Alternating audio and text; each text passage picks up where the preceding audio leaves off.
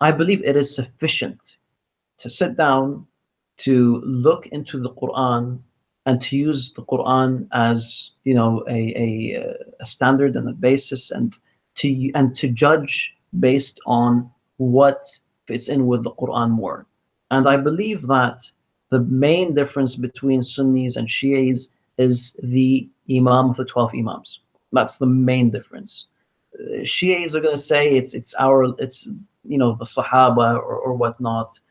Sometimes they might argue that, but we all know truly that the main issue is following the 12 Imams. Don't let them, tell you that it's about holding on to Ahlul Bayt. It's not about holding on to Ahlul Bayt specifically, because remember, it's specifically about holding on to the teachings of 12 Imams who are infallible, who are appointed by Allah.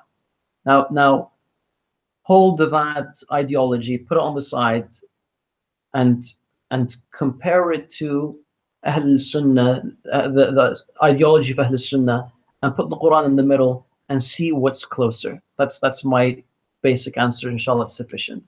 I want to say, if you don't Please, mind, Abu Abbas, please. Okay. Okay. Bismillah ar-Rahman ar-Rahim. You see, we as a people, as humanity, we the Arabs, for example, before Allah sent Muhammad sallallahu alaihi wasallam, we were a bunch of pagans that were fighting each other, that were doing the dirtiest of things any, people can do. We in Syria, we were Christians. We were worshipping Isa ibn Maryam alayhi salam. People in Iraq were worshipping fire. And so we were in a mess. And Allah blessed us and the rest of humanity by sending a man from amongst us, whose name was Muhammad bin Abdullah sallallahu alayhi wasallam. And he gave him teachings, and he revealed to him a book called the Quran, which is the divine speech of Allah. If you read this Quran, you'll see that there are main objectives that this book emphasizes on, which is worship Allah by Himself, don't associate any partners with Him, establish your prayers, enjoin what is good and forbid what is evil, treat your family and relatives in a good way, your neighbors, wala wal bara. It emphasizes on certain principles, the shahada, the belief in the Yawm al-Qiyamah. It tells us stories about the people of blasphemy and kufr from old ages. And Allah gave us this book as a source of guidance. And if you see this book, you realize that its highest objectives is not the concept of imamah, which is not mentioned in it.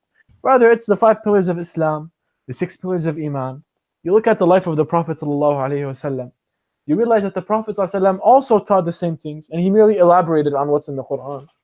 And so, the reality is, akhi, they bring up later issues that the Prophet ﷺ never addressed. There is not a single authentic report where the Prophet ﷺ addresses the concept of imamah according to the contemporary 12er Shia madhab. So all I'm going to say is, look at the Quran, look at the spirit of the Quran, look at the seerah of the Prophet ﷺ, and realize that what we're doing is, we're merely trying to follow the Quran, and then Allah in the Quran tells us, obey the Prophet. So what we have is, we have his companions who fought with him, who sacrificed the most with him, who lost limbs, lives, family, and wealth for the sake of the Prophet ﷺ. We have them transmitting reports from the Prophet, and most of what they transmit is corroborated, and we follow that. Yani that's all we have. We're trying to follow the Quran and the Prophet ﷺ, and these people come and they're trying to doubt our foundations. And that's all what's going on, really. It's nothing complicated. We're just trying to worship Allah according to the Quran and the Sunnah. And that's all I have to say.